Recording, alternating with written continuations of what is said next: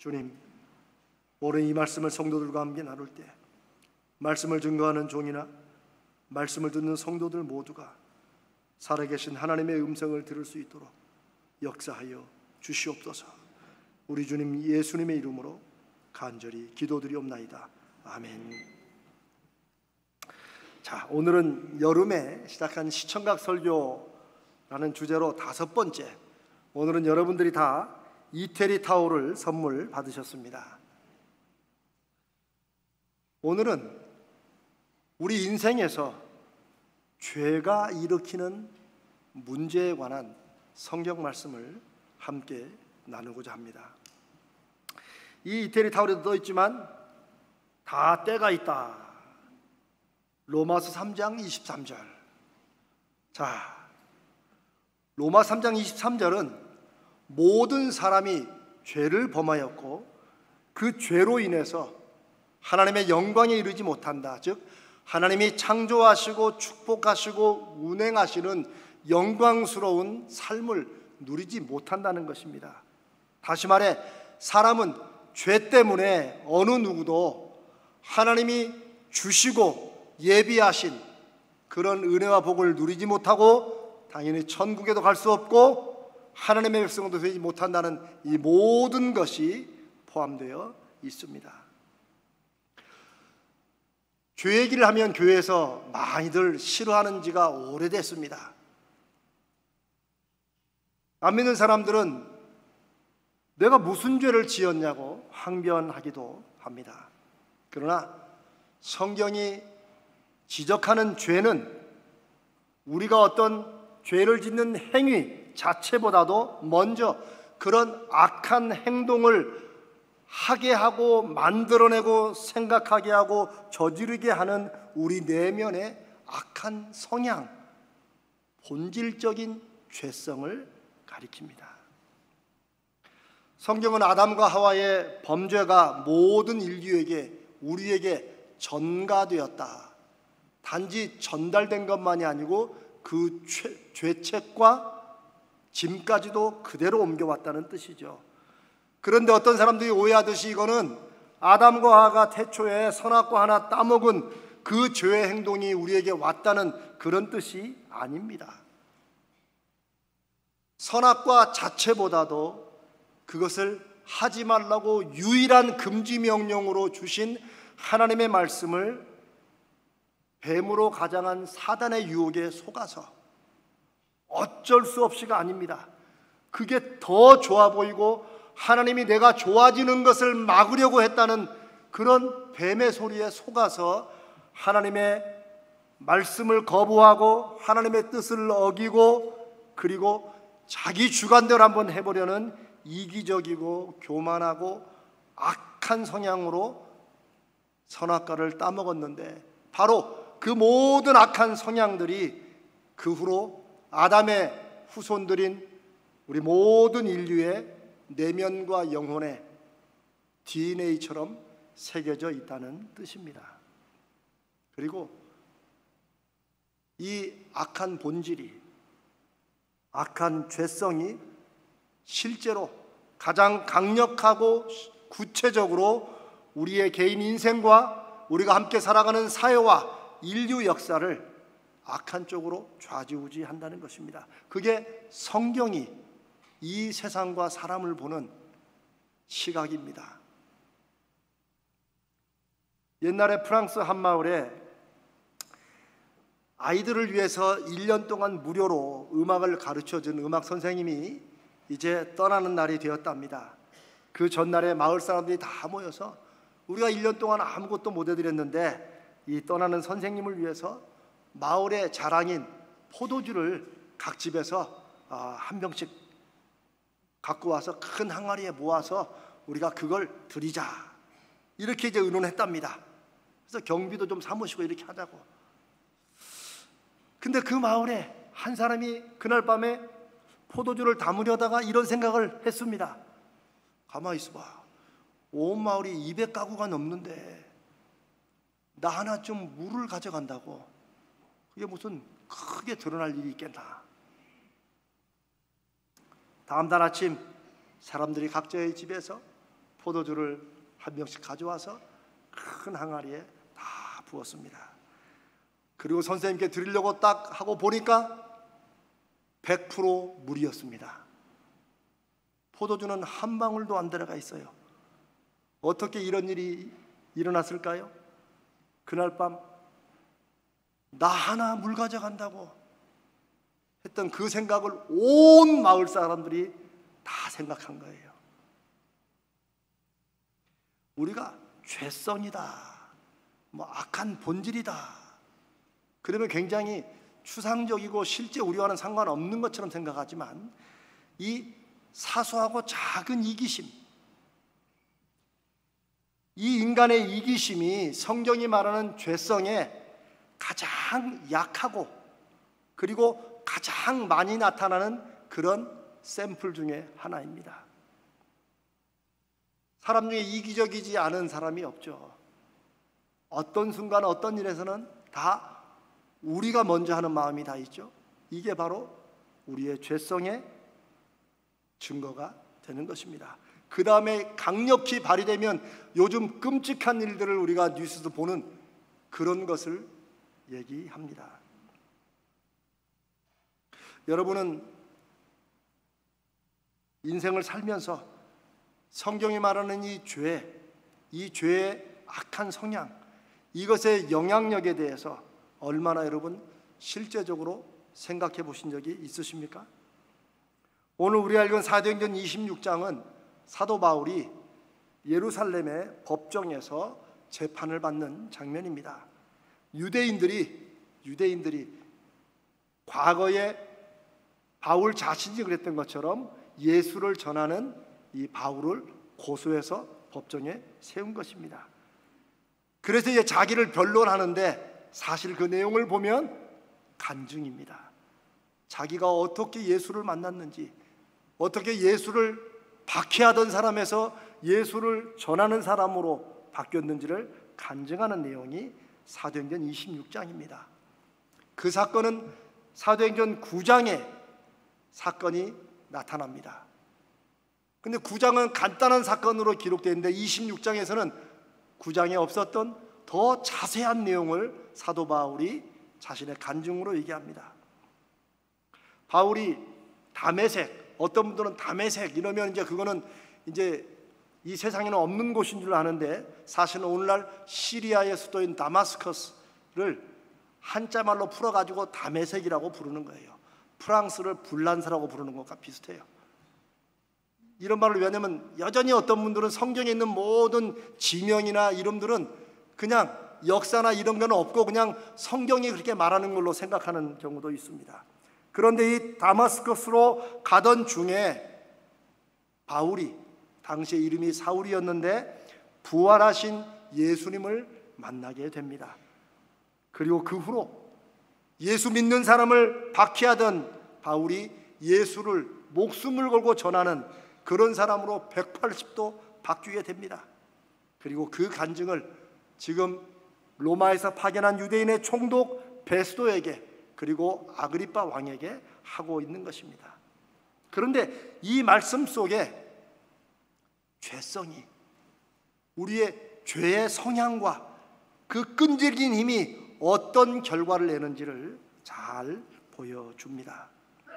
14절에 보면 예수님께서 바울에게 나타나셔서 하신 말씀에 가시체를 뒷발질하기가 내게 고생이니라는 말씀이 있습니다.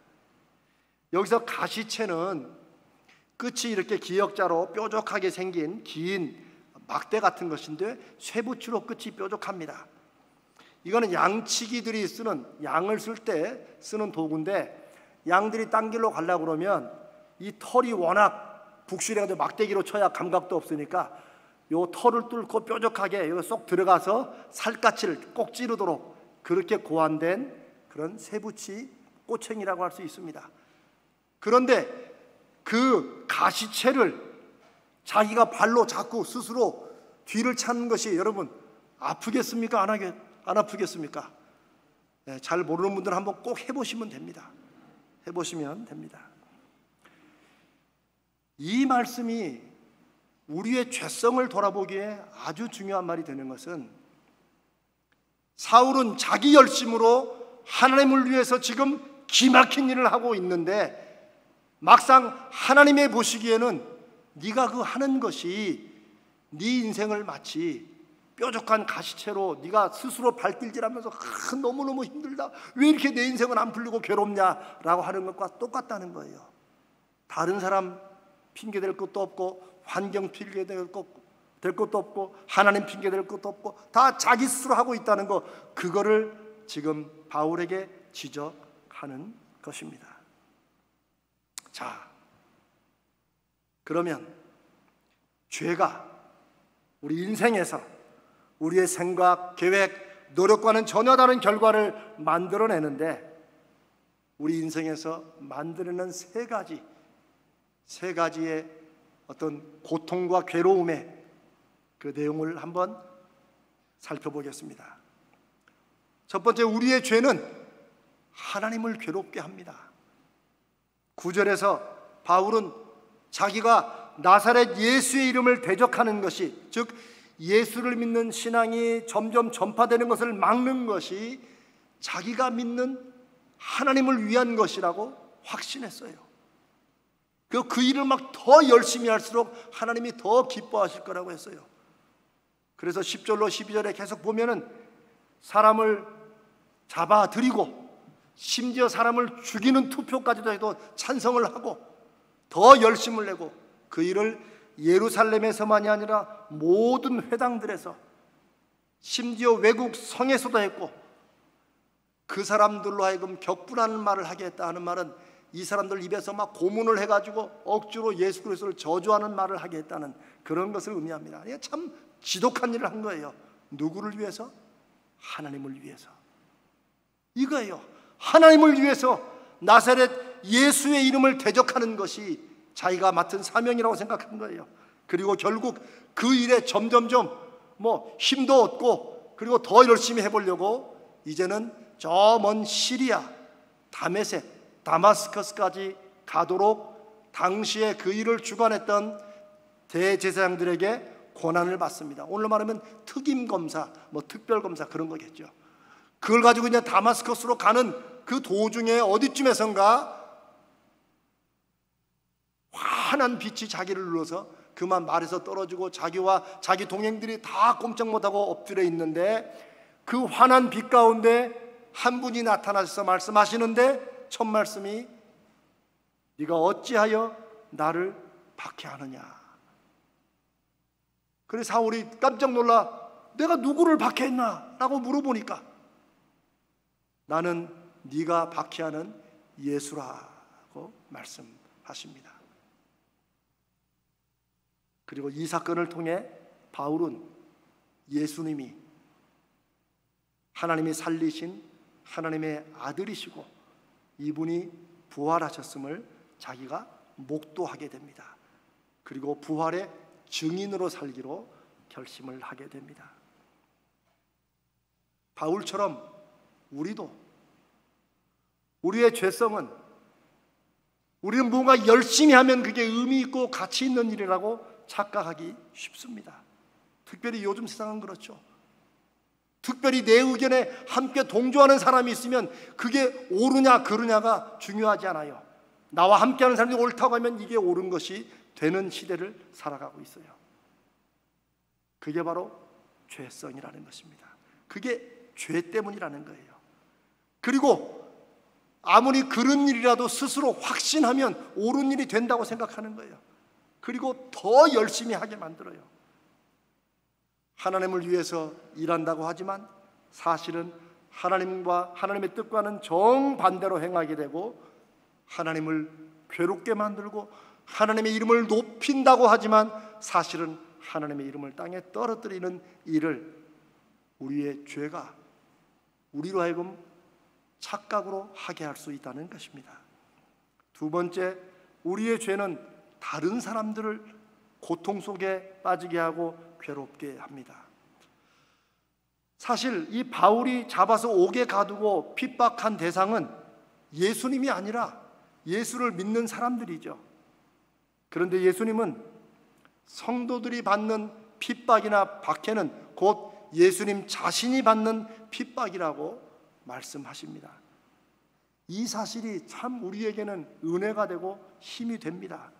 이 세상에서 예수 믿는 성도와 예수님의 관계는 그렇게 연결이 됩니다.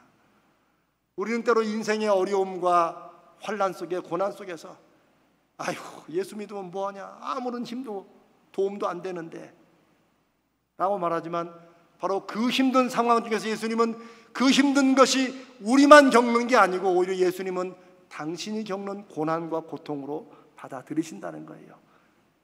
그러니 우리가 기도할 때 주님이 직접 시행하시겠다고 말씀하신 것도 다 우리를 사랑하시는 그 마음에서 나오는 것입니다. 그런데 막상 이런 일을 하는 바울은 자기 죄에서 나온 자기의 잘못된 열심으로 예수 믿는 사람들을 핍박하고 괴롭게 하는 거예요. 여러분, 이게 꼭 신앙적인 종교적인 관계에서만 그런 게 아닙니다. 사람들의 죄성은 다른 사람들이 잘 살아가는, 좀 죄송합니다, 꼴을 못 봐요. 그냥 그 사람도 잘 된 거에 내버려 두고 나는 내 삶을 살면 되는데 무슨 열심히 또 복받쳐가지고 우리 또 그렇게 하는 경우가 많아요. 그나마 그게 옳은 일이면 다행이지만 내 스스로 나는 확신하지만 분명히 잘못되고 악한 동기와 목적에서 나온 일들을, 그걸 다른 사람들을 괴롭게 하는 일을 자기 인생의 사명으로 살듯 그렇게 살아갈 수도 있다는 거예요. 무엇 때문에? 우리의 죄성 때문이라는 거죠. 모든 사람이 죄인이라고 하나님께서 말씀하실 때, 특별히 로마서 3장 23절에 모든 사람이 죄를 범하였음에 라고 해서 뭔가 행위를 한 것을 자꾸 죄로 생각하니까 내가 무슨 죄를 저질렀냐라고 말하지만, 그러나 죄는 저지른 행위 이전에 그런 것을 생각하고 그런 것을 마음에서 결정하고 하게 하는 모든 행위의 근원되는 이기심부터, 작은 이기심부터 엄청난 죄까지 다 우리 안의 마음에서 시작된다는 거예요. 그리고 이것이 다른 사람들을 괴롭고 힘들고 고통 속에 빠지게 한다는 것입니다. 이 세상과 모든 사람들의 삶과 인간관계가 파괴되는 것도 바로 이 죄에서 나오는 것입니다. 사람은 혼자 살 수 없지요. 우린 다 같이 연결해서 사회를 구성하며 살아갑니다. 그러니 나의 죄성과 사람들의 죄성이 이게 얽히고 설켜서 우리가 원하고 바라는 그런 사회, 그런 인생이 아니라 때로는 너무 이 죄성이 강력해서 우리가 어떻게 할 수 없을 만큼과 좀 큰 물살처럼 흘려가듯 이런 시대를 살아갈 때가 있습니다. 저는 조심스럽지만 우리 한국 사회가 지금 지난 10여 년 전부터 하여튼 이 현대 사회에 겪는 것들이 바로 그런 것이 아닌가, 그런 생각을 조심스럽게 해보기도 합니다. 양쪽이 딱 나눠져 가지고 누구 하나 어떻게 나서지 못하는 이런 시대, 세대로 혹은 빈부 차이로, 남녀 성별 차이로 대체 누가 언제부터 갈라졌는지 모르지만 그것은 누가 갈라졌느냐를 찾는 게 중요한 게 아니라 우리의 죄, 우리의 죄성 때문에 그렇다는 것을 성경이 말씀하시고 우리가 그것을 이제 이 현실 앞에서 어떻게 받아들이냐 하는 것이 중요할 것입니다. 여러분, 우리 중에 사랑하는 가족들을 불행하고 힘들게 하려고 열심을 내는 사람은 아무도 없습니다. 그런데 우리도 모르게 우리의 죄가, 우리의 이 악한 죄의 성질들이 정작 사랑하는 사람들을 힘들게 하고 가족들을 아프게 하고, 나는 열심히 가족들을 위해서, 자녀를 위해서 누구를 위해서 한다고 하는데 오히려 그게 정반대로 그들을 아프게 하고 고통을 겪게 한다는 사실을 우리는 하나님의 말씀 앞에 진지하게 깨달아야 합니다. 세 번째는 우리의 죄와 죄성은 당연히 우리 자신들을 괴롭게 합니다. 그 누구도 자기 스스로를 괴롭히고 힘들게 하려고 불행해지려고 열심을 다해 인생을 살지는 않습니다.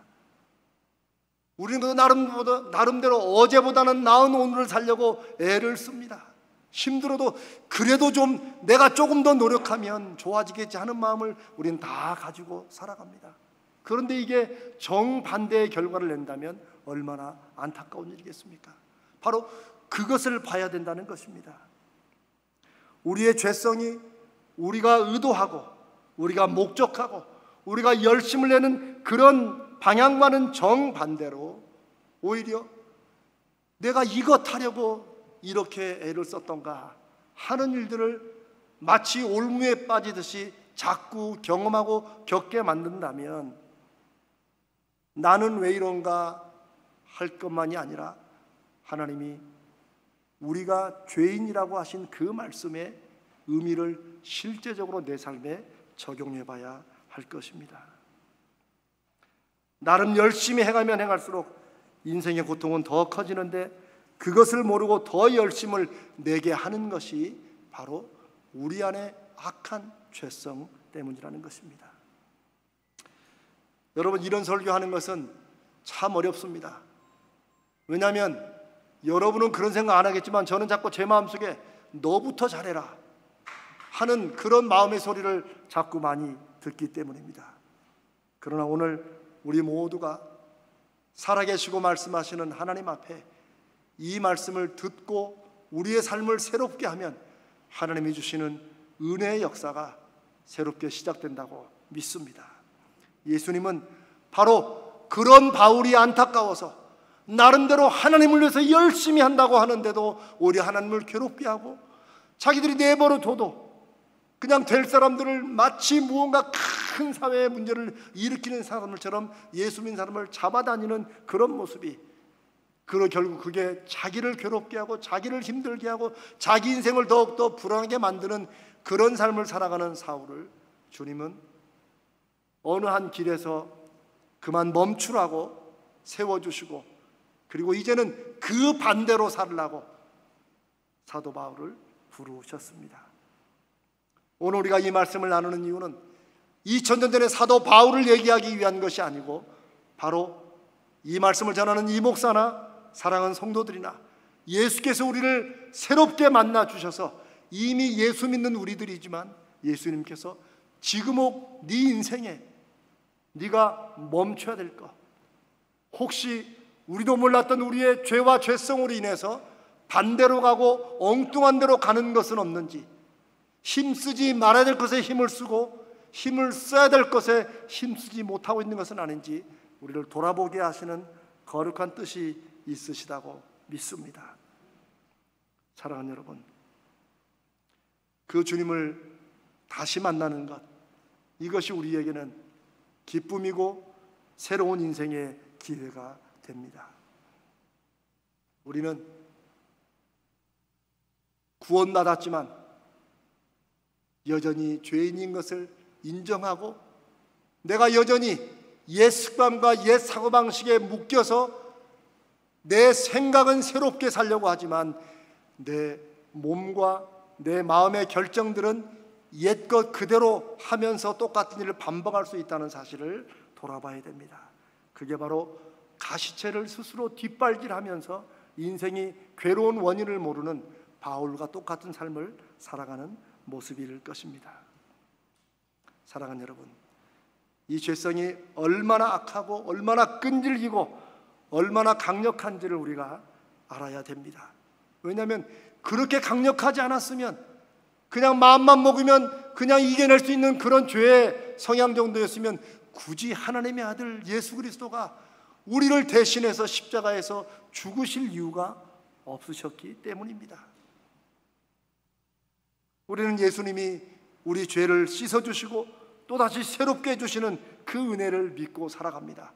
근데 어떨 때는 이 예수 그리스도의 죄사함의 은혜가 우리가 예배를 시작하면서 드리는 참회의 기도조차도 그냥 잠깐 눈 감고 있으면 또 이 목사가 또 죄를 또 회개하는 말씀을 선포하니까 이것이 하나의 순서처럼 되지만 그래서 예수님의 죄사함의 은혜가 얼마나 큰지 알지도 모르는 채 우리는 그냥 죄에서 자유로운 것처럼 생각하기가 쉽습니다. 제가 이 죄에 관한 얘기를 할 때마다 제가 꼭 해야 될 얘기가 있습니다. 제가 미국에서 목회를 할 때 한 번은 이제 성도들과 모여서 이제 이렇게 서로 얘기를 나누는데, 한 권사님이 자기 경험을 얘기하는데, 얼마 전에 누구를 이제 자기 옆집 사람을 오랜 동안 전도해서 데리고 왔었대요, 교회를. 나중에 저도 그 성도가 누군지를 알았죠. 처음 데리고 왔는데 이제 뭐 이분 말로 우리 목사님 말씀이 참 좋아, 뭐 그렇게 데리고 왔겠죠. 근데 저는 기억도 못하는데 그 주일 설교가 바로 오늘처럼, 아니 이거보다 더 심하게 죄에 관해서 죄인이라고 막 이런 설교를 한 모양이에요. 근데 사실 여러분, 교회 처음 온 사람들이 죄인 막 이런 거 들으면 싫어합니다. 여러분들은 좋아하세요? 그러니 이 사람이 처음 교회 와가지고 자꾸 목사가 뭐 죄인 막 이러니까 그 옆에 있는 권사를 쿡쿡 찌르면서 자꾸 왜 죄인 그래 막 자꾸 이제 그게 너무 듣기 싫은 거예요. 근데 이 권사님이 그렇게 대답했답니다. 괜찮아, 조금만 지면 예수님의 이름으로 다 용서해 준다고 할 거야. 저는 그 얘기가 지금도 계속해서 생각납니다. 맞습니다. 우리의 죄는 예수님이 용서해 주십니다. 그런데 문제는 그게 너무 우리 속에 마치 이거 하면 이거 바로 되듯이, 우리가 우리의 죄로 인한 고통과 아픔과 우리도 모르게 죄로 인해 일어난 결과들이 얼마나 끔찍한지, 내가 하나님을 위해서 하는 일도 하나님과 반대로 갈 수 있고, 내가 사랑하는 자녀와 자식들과 내 가족을 위해 하는 일도 정반대로 그들을 괴롭게 하는 일일 수 있고, 심지어 내가 내 삶도 행복을 위해서 일하는데 결국은 불행을 향해 가도록 만드는 게 죄라고, 죄성이라고, 이것을 내가 한번 실질적으로 깨닫기도 전에 내가 죄인이라는 성경의 말씀이 얼마나 무거운지도 깨닫기도 전에 예수님이 싹 용서해 주시니까 우리는 전혀 죄에 대해서 부담도 없이 살아간다는, 저는 저 자신을 그때 회개했습니다. 그리고 오늘 다시 여러분과 함께 이 말씀을 나눕니다. 사랑하는 여러분, 이제 나눠드린 이태리 타워를 한번 지그시 바라보십시오. 다 때가 있다. 어떤 분들은 이 때를 이제 타이밍, 찬스 해가지고 무슨 시간으로, 우리는 다 죄가 있다. 사랑하는 여러분, 요즘 여름이라서 한 3, 4일 정도 샤워 안 하면 힘드시죠? 하십니까? 3, 4일 버티십니까? 아니죠. 하루에 2번씩도 할 겁니다. 여러분, 요즘도 이태리 타월로 때를 미는 분이 있는지 모르겠지만 그래도 이걸로 한 번씩 밀어줘야 우리가 몸에 시원함을 느끼지 않습니까? 우리 몸의 때는 그냥 붙어있기 무섭게 떼려고 하면서 우리는 우리 마음과 영혼 속에 깊이 잠들어 있고 우리의 삶을 우리도 모르게 좌지우지하는 이 죄라는 때에 대해서는 그저 그러려니 하고, 뭐 나만 그렇게 사나, 세상이 다 그렇지 라며 살아가는 것은 아닌지, 오늘 이제 적어도 한 주일은 이 때타오를 하루에 한 번씩 바라보면서 하나님 앞에 예수 그리스도의 죄사함의 은혜를 내가 새롭게 깨닫고, 혹시라도 내가 내 안에 있는 내 악한 죄성으로 인해서 내 말, 내 눈빛이, 내 생각이 내가 의도하고 생각한 것과는 정반대로 나가고 다른 열매를 맺지 않는지, 한번 이번 한 주간은 우리의 죄와 죄성에 대해서 깊은 묵상을 하고 그것을 위해서 십자가에 죽으시고 부활하신 예수 그리스도의 은혜를 묵상하는 그런 한 주 되시기를 주님의 이름으로 축복합니다.